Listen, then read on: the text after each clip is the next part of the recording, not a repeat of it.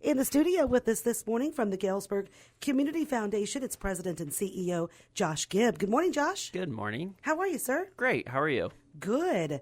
How are things at GCF? Busy. Very busy. Yes, they are. Tell us all about what's going on. Well, I think part of the reason to come over today was really just, talk about some of the 20th anniversary things that have been happening.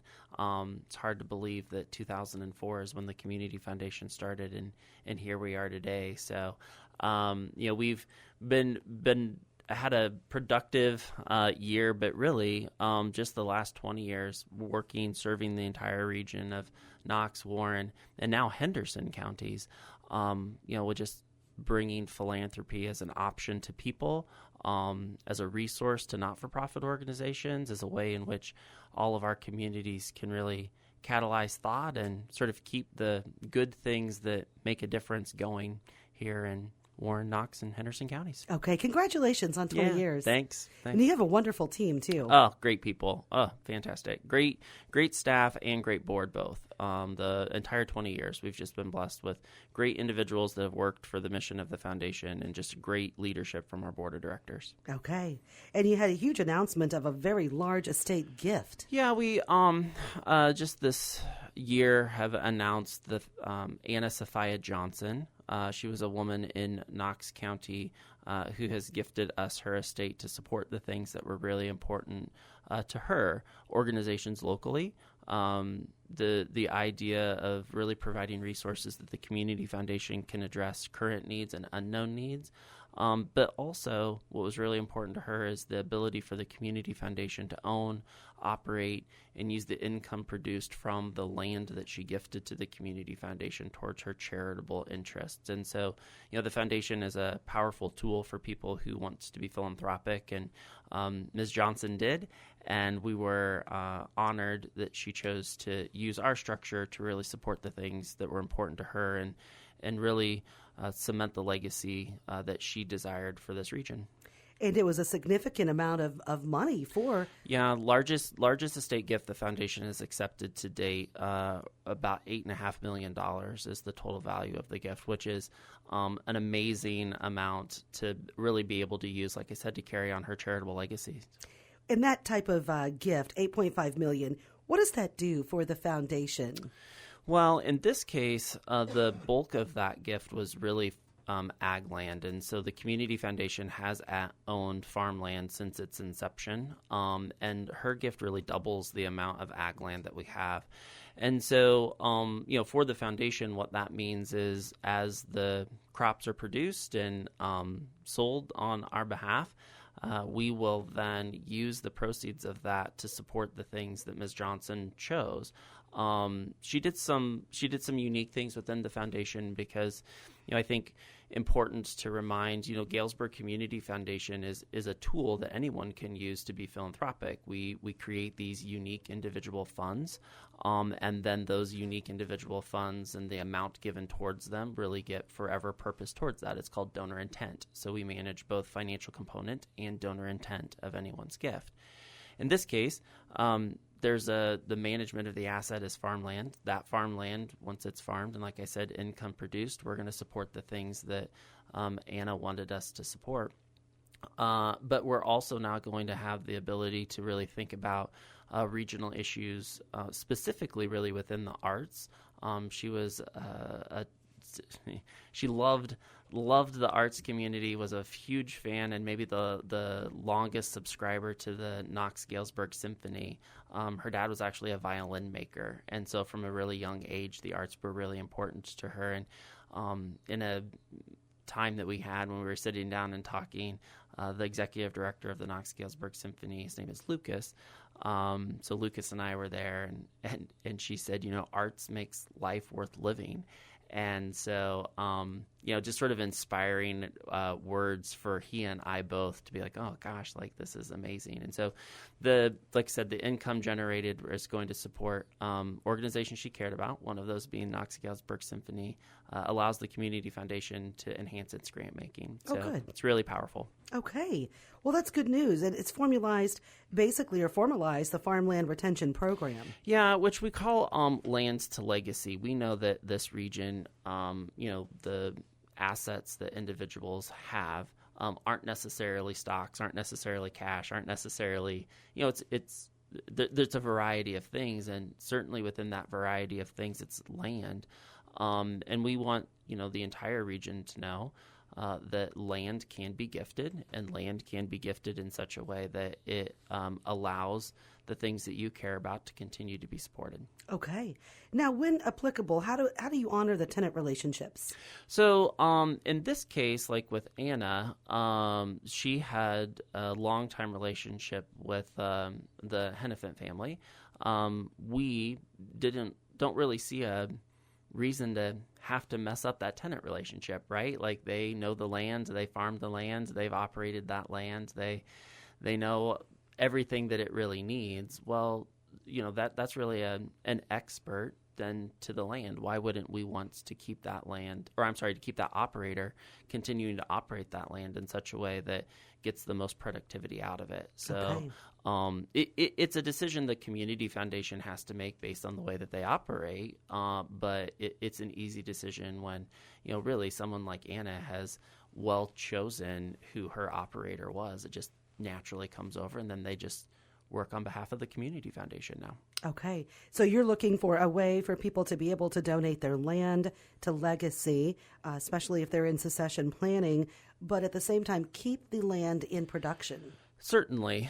And that isn't always going to be the scenario. There's some people that's like, we don't want you to be burdened with land here. Just have it and, just manage cash. I mean, we try to be flexible to work with everybody, but being from a farm family, knowing the value, knowing the relationship that families have with land, it is a legacy. It's something that's not just produces money. It's something that teaches people to work hard. It's something that teaches people to. It's something that directly supports a family, and it's a meaningful emotional gift. And the Land to Legacy program honors that. And recognizes that those lessons, that hard work, all of that can be continued at the same time that the income now is going to support the causes that someone cares about. We think, and we have seen other community foundations implement similar sort of strategies. We think that it's something that is valuable to people here in this region, and we certainly want individuals to know that it's an option within the Community Foundation. Josh Gibb with us, President and CEO of Galesburg Community Foundation. Josh, remind folks a little bit about you. You're local. I am, yep, from Roseville originally. Go Panthers. That's right. As we talked We're about both earlier. Panthers. That's right. Yeah, Cabot Panthers, Roseville Panthers. Yeah, just different states. Different states, different colors. Different colors. So, yeah, and you know the farm very well. I see you down at the fairs all the time. Oh, yeah. We've had kids in and out of fairs for a while. And that's part of what makes the work at the Community Foundation so much fun for me, why I love it so much, because it's a part of the state that I care about. I genuinely know people here. I genuinely care about people here, and I want the work to really enhance this entire region, and do believe that philanthropy is a part of what makes a community healthy. I think you need robust business. I think that you need good government. I think that you need individuals who are engaged. And you need not-for-profits that are strong and mission-focused and well-resourced. And we have a very unique area. We have a lot of philanthropy in this region. Private foundations, the Community Foundation, strong not-for-profit hospitals. Like, these are all things that make up the fabric of our community. And so really it's an honor for the Community Foundation to have done its work for the last 20 years and supported so much good. Okay. Remind people we have our community funds available now, too. Yeah, so part of the, again, the total value of the Community Foundation, is currently around $52 million in total assets. That $52 million is comprised of 200 plus different funds. Those funds are guided then, again, by individual interests, but 5 of those 220 plus are community funds. So the communities of Monmouth, Roseville, Alexis, Knoxville, Williamsfield, Each of those communities have built permanent endowment now underneath the structure of the Community Foundation for the benefit of the nonprofits serving in those communities. And that has been a very, very powerful tool to really engage people who might have moved away from our region to give to our region. I think I maybe had spoke before.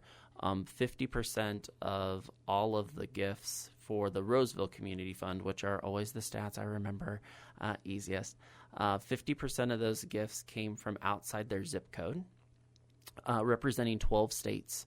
And so people who move away from their hometown still wants to give back, still wants to be connected. And I think that's just a powerful, cool. Yeah, it's very cool. And I think it's just a powerful thing to just remind ourselves that community does matter regardless of where we end up. Yeah, that's awesome. Yeah. Good for Roseville. Yeah, well, and good for all of them because it's a very similar story for Monmouth, Alexis, Knoxville, all of them. All of them have very similar statistics. I just remember Roseville's the first. And that is very good news for all of our community funds. Here in Monmouth, we've had Trevor Davies come in and talk about where those funds go. Yeah. We've had folks from Roseville, Yeah. and we're very, very fortunate. Yeah, and there'll be opportunities for people who care about those funds, for year-end giving. I know that will be coming out from the funds shortly. They will do granting, because the reason that all of this happens, right? The reason that Anna Johnson gifted to the Community Foundation, the reason anybody is making a gift to the Community Foundation is what we do is we build permanent endowment. That permanent endowment then generates revenue annually to be used for grants for not-for-profits. So when we talk about these giving opportunities and why someone gave, and is there an opportunity to give? There's always an opportunity to give, but the reason that you give is because it's going to create a grant that's going to really serve a not-for-profit's mission, is going to allow someone to be fed, is going to create an art experience for someone. It's going to make our community a healthier place. Okay, and you said you're now serving Henderson County. We are. So we took a sort of internal look at ourselves, and especially because of the work in Warren County, know that so many of the not-for-profits here in Warren County are also in Henderson County, and didn't recognize that there was a community foundation in Henderson County that was able to probably work as well as we are. And so our board of directors decided to adopt Henderson County. We worked with some partners to come up with resources this year. So the Toomey Family Foundation partnered with us again. They were one of our partners when we did the community funds in Warren County, along with Greater Warren County United Way. But then we worked with Toomey's and the Cavens family. They are a fund held at the Community Foundation, and just distributed $100,000 in grants to not-for-profits in Henderson County. We did that to really actually be able to get to start to know the work of the not-for-profits in Henderson County. We want to be there. We want to know what's happening. We want to show up. We want to know what the needs are. We want to know what the opportunities are. And this first round of grants really, we structured it in such a way that the information that we'll collect on the backside of the grant will really inform granting strategies that we have in 2025 and beyond. So very excited.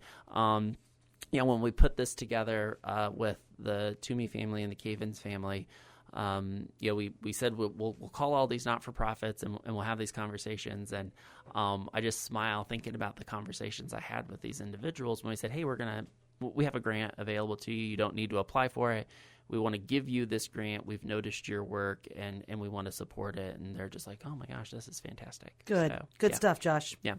Okay. Anything else you want people to know? No. I mean, again, I'm thankful for the chance to come and talk about the Community Foundation, and thankful for the way in which that you guys support what it is that we're doing. And certainly if anything that we talked about today, if people have questions, reach out to us at the Community Foundation. We'd love to explain it more, or even help you figure out what your charitable legacy is for this region. Okay. Josh Gibb with us, President and CEO, Galesburg Community Foundation.